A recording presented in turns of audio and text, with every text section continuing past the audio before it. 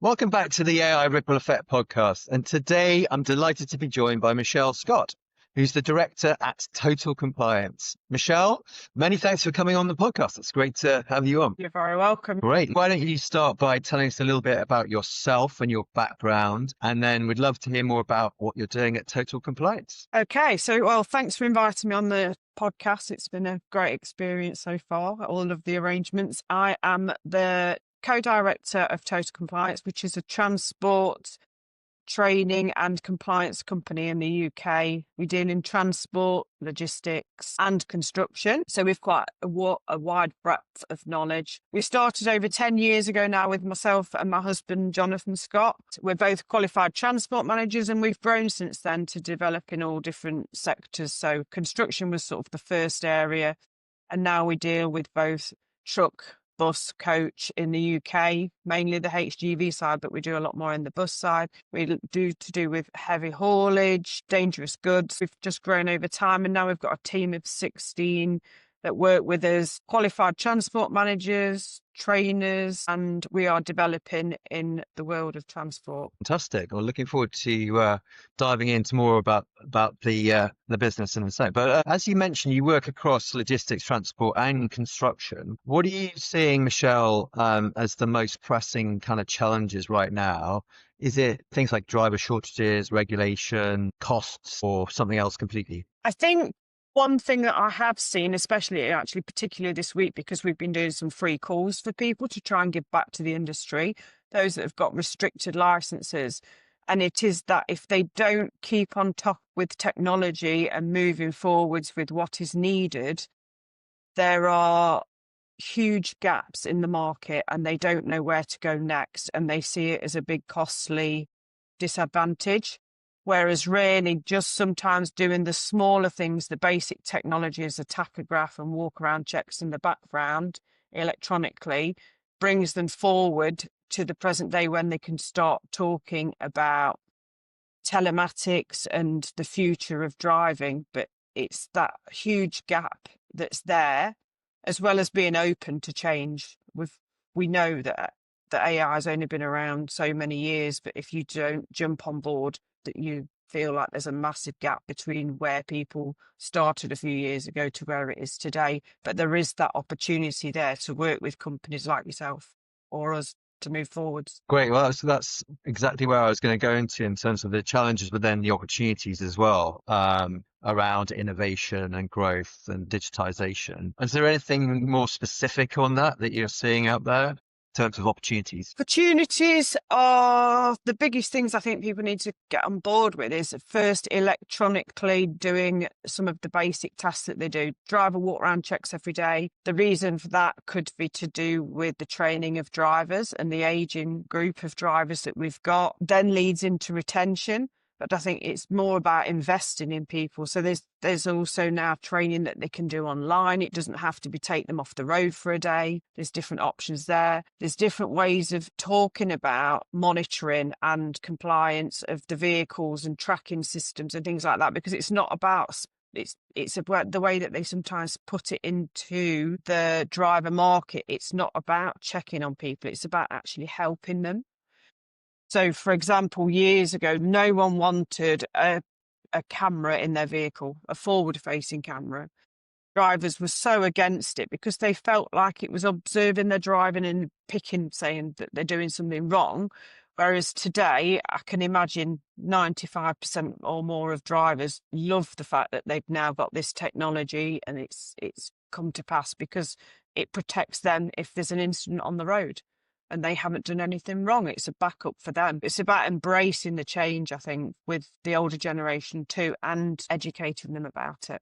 That's really interesting. It's something I want to come back to is that change of how perception and how people across the industry are adapting to that change, particularly around technology. Now, I know that when we spoke previously about AI particularly, and that's one of the big themes of this podcast is listening to how leaders are adapting and adopting to AI. I know you're quite further down the journey of that, but where do you sit on that AI situation at the moment in terms of adapting and adopting, both for yourself and also with your clients? For myself, I've always been very forward thinking. If there's something new that comes out, sometimes it's a technology that fails, and then sometimes it's a technology that moves you forward. You just never know. But it's not about looking at the failure, it's about seeing what's available to you. From an early stage, I was very much into what is ChatGPT going to do for us in terms of the AI that I've experienced. And I've introduced it into our business as a business ChatGPT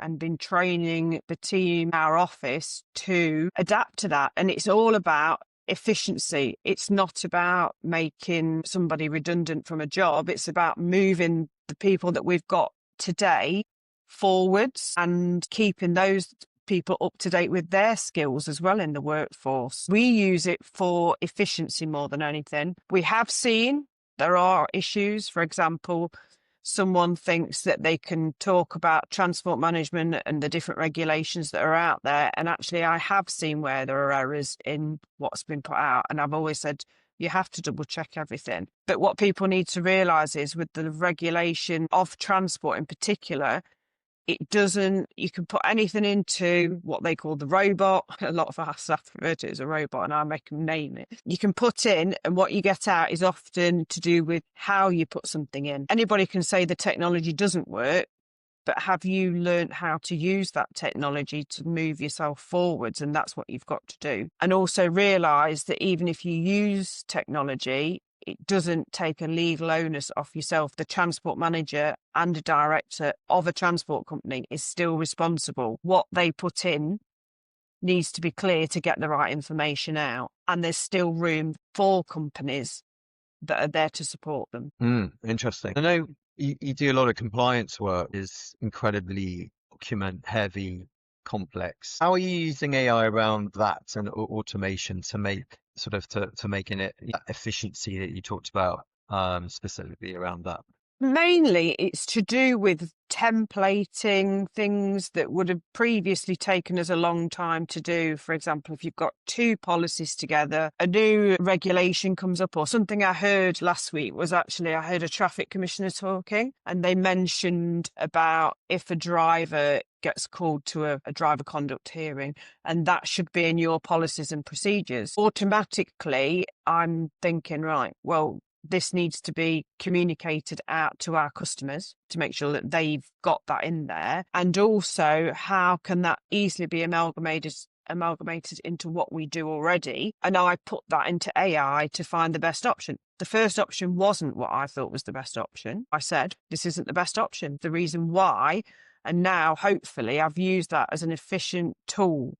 Because if I'd have had to have rewritten it myself few years ago, then I would have been writing it, rewriting it, rereading it, looking into things. Whereas actually it has just saved that efficiency time. Great. And you kind of touched on the efficiency and education and people. I mean, logistics, and particularly in your space, training is very much about relationships. It's about the people. How do you balance sort of bringing in the innovation, new technology, AI specifically, and maintaining the trust and confidence and the human touch, if you like? Okay. See, we were one of the first companies in the UK to bring in VR training for drivers. We put in the VR4s training and we've done hundreds of courses for that over the last couple of years, which has been great. And we've now changed onto a different type of headset because we realised the first option and things develop wasn't great anymore. So we've moved on to a newer version where the technology is built into the actual headset when they put it on, and we can control that.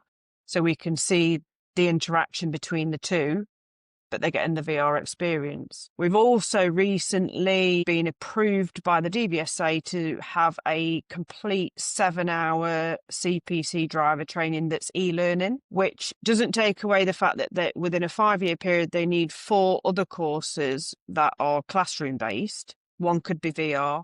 But this actual 7-hour course means that, one, efficiently, drivers log in and out over a 3-month period to complete the 7 hours. They pick the topic that they want to do first, that they're probably the weakest on or that they feel they need to refresh. They have a confirmation of knowledge at the end of each section, so we know that they've completed it, and it is recorded by Face ID when they log in, which is something completely new in the market. that people haven't done before. And it just means that efficiency wise, it's efficient for the driver, but it's also efficient for the company. If that driver's stood down for an hour somewhere and they've got nothing else to do, they're actually completing what would have taken before a full day of work to go onto a course. They can complete that in the first year of their CPC or whatever they want to do. It keeps that AI involvement, but in a forward thinking way. We struggle in transport really because everything feels like it was aged and we haven't moved with the times. Every time we come up with a new idea, we really try and push that forwards, which is great. Fantastic. That's a good opportunity to go back into what motivates you to start total compliance with your husband. And it sounds like you're being right at the forefront of bringing in new innovation and pioneering. What was the gap in the market, Michelle, that you saw and the vision for total sort of going forward and how you would do it differently? I've always felt, even from 10 years ago when we started doing this, that it was a very, one male-dominated industry that was of an aging variety, if I want to put it like that. It was difficult for me at first because I joined Women in Logistics quite early on in the UK, and I've always stuck with them till today and support them at events. And we've become I thought about a couple of months ago, I need to put my money where my mouth is. And actually, as a company, we now sponsor them as well as me being involved. I've worked with Women in Transport. We work with the Heavy Haulage Association. We've always stayed with the Confederation of Passenger Transport. We always work with the bigger bodies to move forward in terms of diversity and women in transport or construction or whatever industry I'm working with at the time. I've always wanted to do that. I've always thought technology is the way forward. There's always got to be a better way to do things. So that was the other thing. So I keep looking at new technologies and the way that we can move forward. And myself and my husband are very progressive minded. So we don't want to be stuck with the label of we are the old-fashioned transport consultant idea, which there's nothing wrong with that. I'm not saying there is. Everybody's unique, but we keep up to date all the time, always growing and developing, and hopefully that shows with how we've grown over the period of time. And we look for gaps in the market to make it better. We've got like 4 modular trainings for drivers, and it's over a breadth of not just being a tick box exercise. We actually want to make a difference. So we've got a mental health one. We've got a specific to do with anybody that deals with dangerous goods, and they're just unique ones. Not so unique now, probably, but when we first did them, they were very unique. And we were always trying to be the people that made the difference. And we still want to do that today. Fantastic. That's really great to hear. I know it's an industry which has for a long time struggled with the sort of gender diversity, particularly. I think that's sounds like you're breaking barriers on that side of things. What's on the on your cards for the next 12 months for Total? What are you looking at in terms of investments, any areas that specifically around that? We have written a book this year, which is released in December, which is a great time to say. It was fantastic. I got approached by a publisher to write a book for the UK for transport management and like a revision guide and an ongoing guide, which is fantastic. And that's now been a test of my knowledge and my husband's time as well. That's coming out. So we want to incorporate that though into our courses and in our transport manager courses and think how we can make them different. So the next thing we've packaged up is an online learning portal with the book, with the traditional notes, but the training is hybrid. So they can be away from our training room or they can be in our training room, whichever. And just to try and freshen up the whole way that it's done really on the transport manager side. That's one thing. Offer more back to companies that have got that gap in the market. A couple of weeks ago, my husband, first of all, he's done, because he's legally trained, he's done 4 what we call public inquiries, like hearings with different people that have got into trouble with the traffic commissioner. And all 4 of those had restricted licenses. We also then did an audit in Scotland for a restricted license for someone that actually had someone as a transport consultant helping them. And it was probably the worst audit we've ever seen. With that in mind, internally in here, we had a bit of a discussion. What could we do? And we offered to do free calls to anybody that was on our database that had a restricted license. We've done 5 this week. I did the last one this morning. And it's just given 40 minutes of my time with our general manager, Sally Ann, just to go through what they should be doing to be compliant.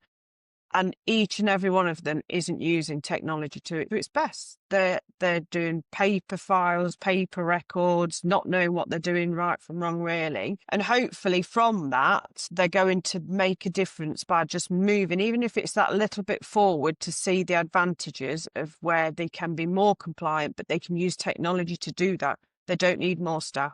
It's not a massive investment. The first stages are normally the hardest ones to get people to do, but to see that this is a way forward to stop them having potential consequences in the long run with their own business. That's where we're at, really. Forward thinking to see what we can give back to help people move forwards. Fantastic. And where do you see the compliance and training landscape heading for UK transport and logistics? I feel, contrary to popular belief, I feel that the Traffic Commissioner's Office have really tried hard to move the transport industry forward for compliance. They've gone onto the online system where you can now message, and I think that's great, because before you had to email or phone all the time, and that is a big step forward for us.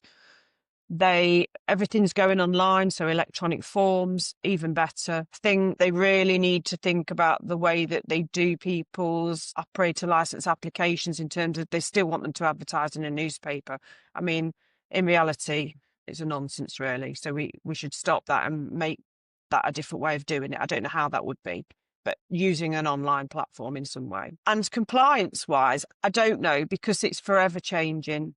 I think keeping up to date is so difficult to do, but take free calls like what we're doing. Look at technology that's out there to try and keep you compliant. The issue you've got is things change so much that if somebody suddenly thinks that they want an app, like our book, I'm sure is going to be out of date shortly in one way or another. But just realise that doesn't mean stay where you are. Move forward and keep on top of things. Take what's out there. Have a compliance audit and see what the gaps are, because we recommend technology to help you, different technologies. We want to see people having that technology. Monitor your drivers to save you doing it. Monitor your vehicles to save you doing it. Look at futures of technology that are coming out. Drug and alcohol testing, all of it is technological, and people just need to take one little step at a time, not feel like they've got to go full pelt into it, and ask for help. We want to help people all the time. I'm sure you do too. Definitely. That leads us to what is our last question, Michelle, which is inevitably about AI. Just give us a sense. So on a scale of 1 to 10, where 1 is no confidence and 10 is total confidence, how confident are you that AI is going to make measurable value impact for Total in the next 12 months? And then longer term, 5 years? We've already seen, I think I had a conversation probably 3 years ago that said, this is AI, the start of AI for businesses and administration, or wherever we're going with it. And you're either on board with it to try it or you're not. Straight away, I got on board to look. And we all know, at first you thought, oh, this is slow, it's painful, it's obvious, it's AI, everything like that. Turn it 3 years on, what you can produce efficiency-wise now is unbelievable. And I think to see that amount of growth in 3 years, what is going to happen in the next 12 months is that all of our team in here are going to be using it for efficiency. And in the next 5 years, I don't even think I can predict what can happen, because it's just moving so fast. And that's a good thing, though. But it will segregate the workforce too. We have to have everybody that's coming on board learning, making use of it, because it's training in the background to be more like us, to be the way we want to be, and the forward thinking. And if anybody doesn't get on board with that, sadly, that leaves them behind. So I'm trying really hard to make all my team realise that this is not them out of a job. This is them learning for the future, like I mentioned earlier. Putting out there for all of our customers, we've always had an online huge sort of CRM ERP system in the background, and everyone thought we were crazy when we did it. Jonathan went to get this big system that they were like, but there's only 2 of you. But how invaluable that investment has been to us, even today, that you can just all of a sudden have records of people that have dealt with you 6-7 years ago, thinking it's good for business progression, what you can do. So even back then, we were thinking what technology is available. And I don't know, people just need to get on board with everything. I think because if not, it's a sad situation that they are going to get left behind. AI is the way forward, definitely. Well, that's certainly music to our ears as well. But Michelle, many thanks. That's been a really great conversation. Loads of really very sensible and wise tips for our audience and insights. You didn't mention the name. I don't think you mentioned the name of your book. So it's a Transport Manager Study Guide. So it will be out in December.